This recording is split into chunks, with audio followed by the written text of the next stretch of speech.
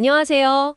오늘 저희가 한번 깊이 파고들 주제는 바로 한국의 연금 제도입니다. 그중에서도 전문가 Q&A 영상을 바탕으로 뽑아낸 당신의 노후 설계에 꼭 필요한 핵심 정보들 한번 명확하게 정리해 드릴게요. 특히 많은 분들이 이거 궁금해 하시더라고요. 노인 연령 기준이 70세로 올라가면 나 연금 못 받는 거 아니야? 뭐 이런 걱정들이요. 자, 이 부분부터 한번 명쾌하게 짚어보죠. 네. 그 질문 정말 많이 하시는데요. 이게 사실 좀 오해가 있을 수 있는 부분이에요. 핵심은 뭐냐면 노인 기준 연령 변경이 기초연금하고 국민연금 이 두 가지에 미치는 영향이 완전히 다르다는 겁니다. 아, 기초연금이랑 국민연금이 다르다고요? 네. 기초연금은 아시다시피 소득 하위 어르신들께 드리는 거잖아요. 현재 만 65세 기준인데 만약에 법적으로 노인 연령 기준 자체가 70세로 바뀐다. 그러면 기초연금 받는 나이도 거기에 맞춰서 올라갈 가능성이 높아요. 기준 자체가 노인 연령이니까요. 아, 기초연금은 그럴 수 있겠네요. 그 기준이랑 연동되니까. 그렇죠.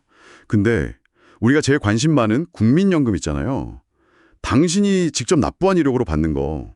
이거는 현재 출생연도 따라서 63세에서 65세로 이렇게 단계적으로 수급 개시 연령이 늦춰지고 있거든요. 이걸 만약에 70세까지 늦춘다. 이건 완전히 별개로 국민연금법 자체를 뜯어 고쳐야 하는 문제입니다. 아, 법을 아예 바꿔야 하는 거군요. 네. 이건 사회적 합의도 필요하고 굉장히 큰 이슈라서 당장 그렇게 된다 안 된다 할 수 있는 사안은 아니에요. 그러니까 노인 기준 연령이 바뀌었다고 해서 바로 내 국민연금 받는 나이가 70세로 올라가는 건 절대 아니라는 거죠. 이 둘은 다른 길로 간다. 이걸 꼭 기억하셔야 돼요. 아, 네네. 명확하게 구분해 주시니 한시름 놓이네요. 그 점이 진짜 헷갈렸거든요.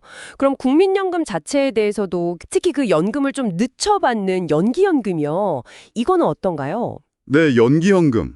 이거는 당장 소득이 좀 있으셔서 국민연금이 급하지 않다. 이런 분들께는 상당히 좋은 전략이 될 수 있어요. 최대 5년까지 미룰 수 있는데요. 1년 미룰 때마다 연금액이 무려 7.2%씩 늘어납니다.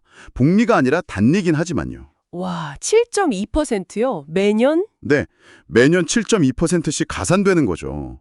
5년이면 총 36%가 늘어나는 셈이니까 이거 수익률로 따지면 어마어마하죠. 이야, 36%면 정말 엄청난데요. 네, 그리고 또 장점이 뭐냐면 월 소득이 일정 금액, 지금 한 300만 원 조금 안 되는데 그 이상이면 연금이 좀 깎일 수가 있거든요. 근데 연기하면 이런 감액 걱정 없이 나중에 더 큰 금액을 온전히 받을 수 있다는 거죠. 아, 소득 때문에 깎이는 것도 피할 수 있고 금액 자체도 늘어나고 상당히 매력적이네요. 그럼 반대로 일찍 받는 조기연금이나 그 예전에 못 낸 보험료 내는 거 있잖아요. 추납. 이거에 대해선 좀 어떤 조언이 있었을까요? 추납은 그냥 무조건 하면 좋은 건가요? 조기연금은 아시다시피 최대 5년 일찍 받는 대신에 1년에 6%씩 최대 30%가 감액된다는 점, 그리고 소득이 좀 많으면 아예 신청 자격이 안 될 수도 있다는 걸 알아두셔야 하고요. 추납 같은 경우는 영상에서도 강조된 게 바로 상계월수라는 개념이에요. 상계월수요? 그건 좀 생소한데요? 네, 이게 뭐냐면 내가 추납으로 낸 보험료 원금을 그걸로 인해서 매달 더 받게 되는 연금액 있잖아요. 그걸로 언제쯤 다 돌려받을 수 있나? 그 기간을 계산하는 거예요. 아, 원금 회수 기간 같은 거군요. 그렇죠. 이게 왜 중요하냐면 이 회수 기간이 너무 길면 차라리 그 돈을 다른 데 굴리는 게 나을 수도 있거든요. 예를 들어서 추납으로 1,700만 원을 냈는데 월 연금액이 10만 원 들었다. 그러면 원금 회수하는데 170개월, 그러니까 거의 14년 넘게 걸리는 거잖아요. 14년이요? 와, 꽤 기네요. 네, 보통 한 10년, 120개월 안팎이면 괜찮다고 보는데 170개월, 180개월 이렇게 길어지면 우리의 기대여명이나 그런 걸 고려했을 때 그냥 그 돈으로 개인연금을 더 붓거나 하는 게 더 나을 수도 있다는 거죠. 배우자가 국민연금 받는지 여부도 좀 따져봐야 하고요. 유족연금 문제 때문에요. 그렇군요. 단순히 그냥 내면 무조건 이득이다. 이게 아니라 그 상계월수, 원금 회수 기간을 꼭 따져봐야 한다는 거. 아, 정말 중요한 포인트네요. 그럼 이제 공적연금 말고 퇴직금 관련해서 IRP 계좌로 받았을 때 아니면 연금저축은 어떻게 활용하나 이런 질문들도 있었죠. 네네. IRP 관련해서는 퇴직금을 그 계좌로 받았다고 해서 당장 그 금액 자체가 건보료 산정에 포함되거나 하지는 않아요. 현재 기준으로는요. 나중에 연금으로 타기 시작하면 그때 소득으로 잡힐 수는 있지만요. 아, 일단 받을 때는 괜찮군요. 네. 그리고 IRP 계좌 안에서는 그냥 예금으로 놔둘 수도 있고 아니면 좀 더 공격적으로 펀드나 ETF 같은 걸로 운용해서 퇴직금을 좀 불려나갈 수도 있다. 이런 장점도 얘기됐었죠.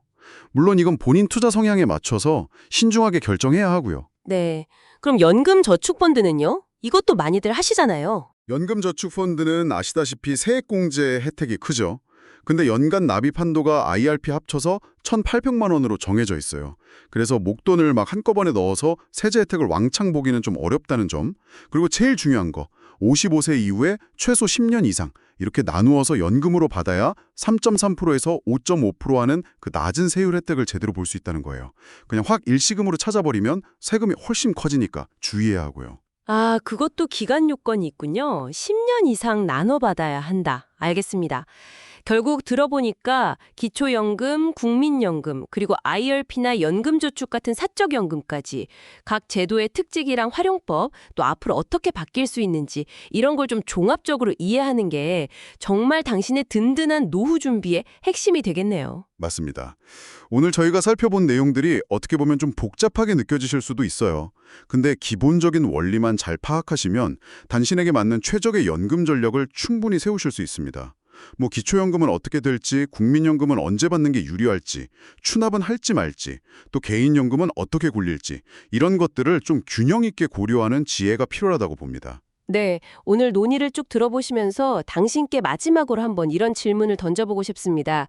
공적연금 제도가 앞으로 어떻게 될지 모른다는 그런 우려의 목소리도 있고 또 당신의 개인적인 재정 상황도 다 다르실 텐데요.